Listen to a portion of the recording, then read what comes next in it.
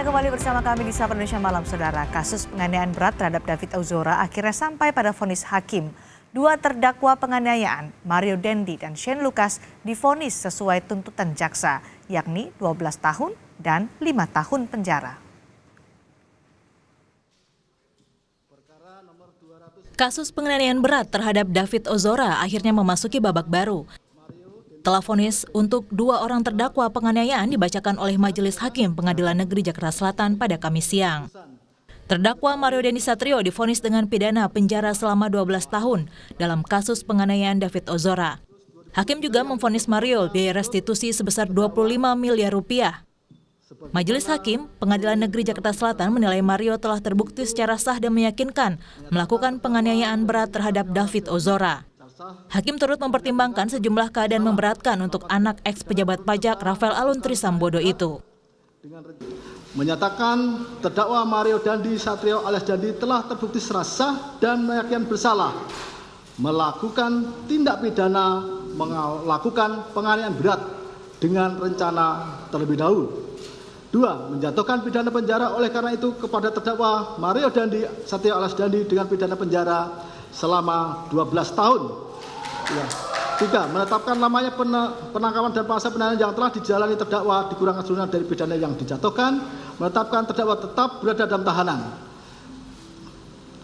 Membebankan terdakwa Mario Dendi Satrio alias Dendi membayar restitusi kepada anak korban Kristalino David Ozora alias Faring sebesar 25.161.900 rupiah. Sementara itu terdakwa Shane Lucas Rotua Pangondian Lumban Toruan atau Shane Lucas divonis 5 tahun penjara dalam kasus penganiayaan David Ozora. Majelis Hakim menilai Shane yang merupakan rekan terdakwa Mario dan menilai ada hal yang memberatkan Shane, yaitu keikutsertaannya dengan Mario dan telah merusak masa depan anak korban. Sementara itu hal meringankan bagi Shane, yaitu Shane sudah mencegah Mario melanjutkan penganiayaan meskipun terlambat dan mengakibatkan dampak yang fatal pada David. Menyatakan terdakwa Shane Lucas Rotua Pangondian Lumban Toruan alias Shane terbukti secara sah dan meyakinkan bersalah melakukan tindak pidana turut serta melakukan penganiayaan berat yang direncanakan terlebih dahulu. 2. Menjatuhkan pidana kepada terdakwa oleh karena itu dengan pidana penjara selama 5 tahun. Menetapkan masa penangkapan dan penahanan yang telah dijalani terdakwa dikurangkan seluruhnya dari pidana yang dijatuhkan dan menetapkan terdakwa tetap berada dalam tahanan. Mario dan Shane dinilai terbukti melanggar pasal 355 ayat 1 KUHP junto pasal 55 ayat 1 ke 1 KUHP tentang penganiayaan berat terencana dan pasal perlindungan anak. Vonis 3 terdakwa kasus penganiayaan berat terhadap David Ozora hampir sama dengan tuntutan jaksa. Mario Dendi Satrio divonis 12 tahun penjara dan wajib membayar restitusi 25 miliar rupiah. Sebelumnya, jaksa menuntut 12 tahun penjara dan restitusi sebesar 120 miliar rupiah. Shane Lucas divonis 5 tahun penjara, sama dengan tuntutan jaksa. Sementara anak AG pada April lalu divonis 3,5 tahun penjara. Anak AG sempat melakukan upaya banding dan kasasi, tapi upaya banding dan kasasinya ditolak dan telah berkekuatan hukum tetap atau ingkrah. Anak AG juga sudah dieksekusi ke Lembaga Pembinaan Khusus Anak LPKA. Atas vonis hakim hari ini, pihak Mario mengatakan akan pikir-pikir dalam rentang waktu 7 hari ke depan, apakah akan mengajukan banding atau menerima putusan hakim. Silakan saudara bicara sendiri atau sampaikan penasihat hukum. Saya akan pikir-pikir terlebih dahulu, Pak. Baik, saudara punya waktu pikir sekitar jaksa pikir-pikir. Baik, itu kan haruslah sesuai kalau pandangan kami ya, sesuai dengan kejadiannya. Nah, tapi ternyata majelis memiliki pandangan yang lain, cuman kami tetap menghargai dan kami akan pikir-pikir terhadap itu. Nah, kalau untuk kaitannya dengan restitusi, kami sangat bersyukur paling tidak ada satu hal atau beberapa hal yang sejalan dengan pembelaan kami, ya, di mana majelis hakim tidak membebankan pidana tambahan, pidana kurungan ataupun penjara. Ya, karena memang hal tersebut tidak dimungkinkan berdasarkan undang-undang yang berlaku, ya. Ya, yang kemudian juga kaitannya dengan restitusi yang sangat besar yang diberikan oleh LPSK, itu kami juga sangat senang sekali kalau majelis juga memiliki pandangan yang sama, ya, karena angka yang sebelumnya 120 miliar itu Saya rasa itu angka yang sangat fantastis. Ayah korban anak David Ozora, Jonathan Latumahina, menilai putusan hakim yang menjatuhkan pidana maksimal kepada Mario dan Shane sudah tepat. Meskipun pihak keluarga juga mengaku kecewa karena nilai restitusinya jauh dari tuntutan jaksa sebesar 120 miliar rupiah. Dengan restitusinya yang 25 sekian, ya tentu saja kita kecewa karena itu jauh dari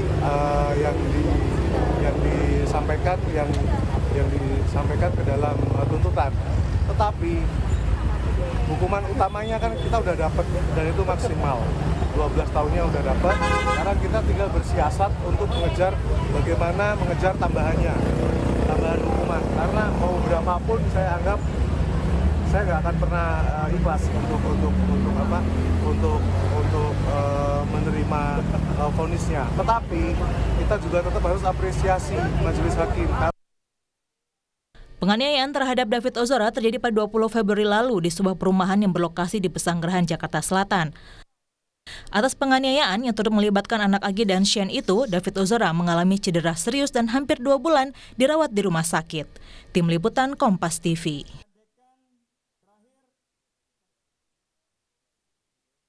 Bagaimana respons keluarga David Ozora dan mengapa pihak Mario Dendi tidak langsung mengajukan banding atas vonis hakim? Kami bahas bersama Andreas Nahot Silitonga, kuasa hukum Mario Dendi, dan Melisa Anggraini, kuasa hukum keluarga David Ozora. Selamat malam Mbak Melisa, Pak Andreas.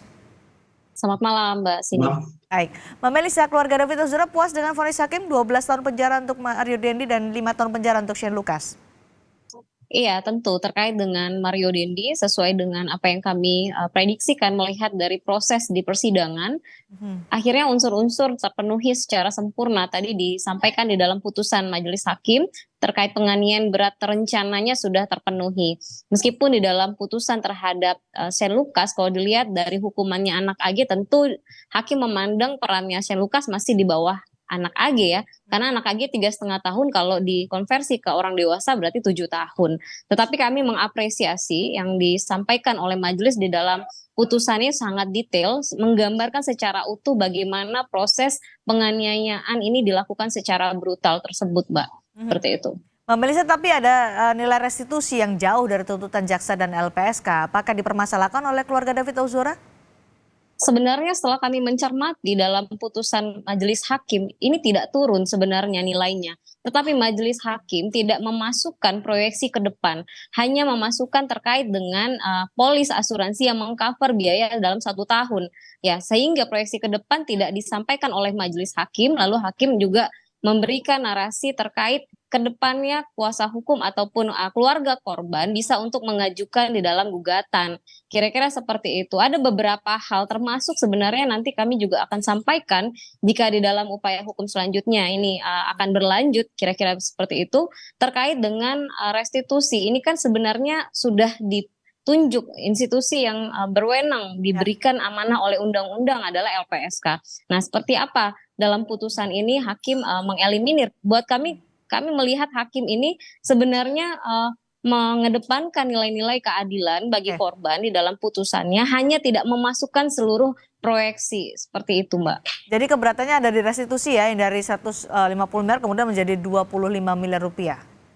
Iya, mungkin juga terkait dengan eksekusinya seperti apa, daya paksanya dan lain sebagainya. Baik, Mas Andreas, kenapa pihak Mario, Anda tidak langsung mengajukan banding soal vonis hakim 12 tahun penjara ini? Ya, yang pertama memang itu adalah hak untuk terdakwa maupun penasihat hukumnya itu untuk berpikir. Nah, saya rasa hak itu memang harus kami pergunakan dengan sebaik-baiknya, karena memang harus banyak hal yang harus kita cermati dalam putusan yang sudah dibacakan tadi. Cuman secara garis besar kami sangat mengapresiasi ya semua yang telah dilakukan ya, baik oleh korban, hakim, semua pihak yang terkait. Artinya semua hadir di dalam persidangan ini untuk mencari keadilan, termasuk juga klien kami. Jadi masih pikir-pikir begitu ya, Mas Andreas? Iya. Oke, ada restitusi yang jauh dibandingkan tuntutan jaksa, 25 miliar rupiah dalam vonis hakim hari ini. Apakah ini Mario bisa langsung membayarnya, karena pada restitusi sebelumnya dari tuntutan jaksa kan mengatakan tidak bisa untuk membayar sebanyak itu. Setelah turun bagaimana?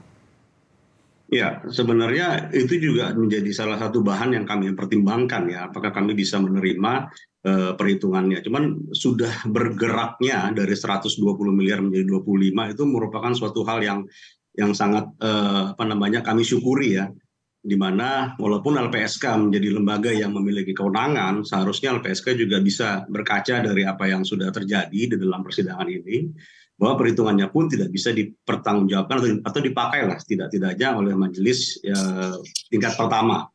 Artinya dari 120 miliar memang titik keberatan kami adalah bagaimana nilai proyeksi ke depan itu bisa dipertanggungjawabkan. Nah, ternyata sudah terjawab bahwa majelis juga sependapat dengan kami bahwa nilai 118 miliar itu memang tidak bisa dipergunakan di sini. Jadi dengan 25 miliar rupiah dalam vonis ya, dengan 25 akan miliar dipenuhi? Masalah pemenuhan itu selalu ada dua sisi ya. Satu dari sisi kemauan, Mario sudah menyatakan dalam beberapa kesempatan dia mau. Cuman masalah kemampuan itu yang saya menjadi ragu ya, karena memang dari sisi dimintakan 25 miliar terhadap orang atau seorang laki-laki yang masih berusia 19 tahun belum bekerja dan tidak memiliki aset.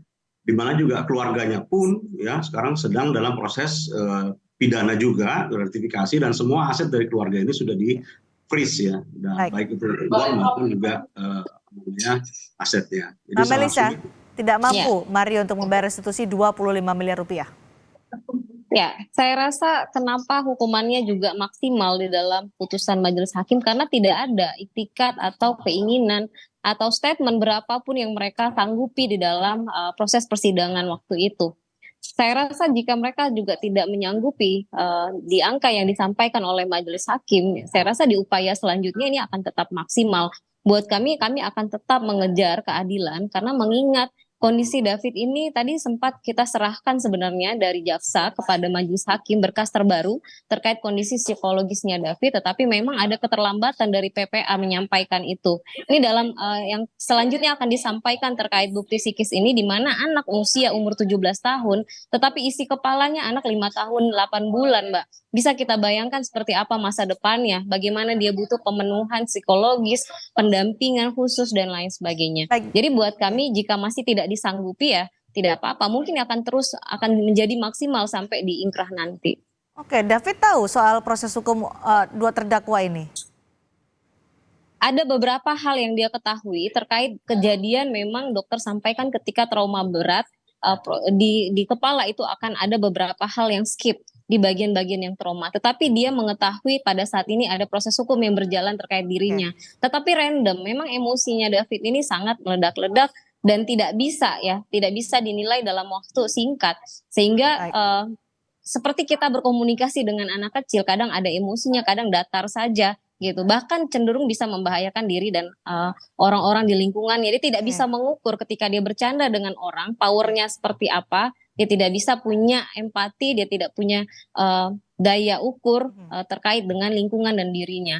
Ya, seperti anak usia 4-5 tahun kita bisa bayangkan seperti apa randomnya. Baik, proses hukum selanjutnya masih menunggu apakah nanti jaksa memutuskan untuk banding atau dari pihak Mario Dendi juga akan memutuskan soal banding. Ini masih akan terus berproses. Terima kasih Mbak Melisa, terima kasih juga Mas Andreas sudah bergabung bersama kami di Sapa Indonesia Malam hari ini.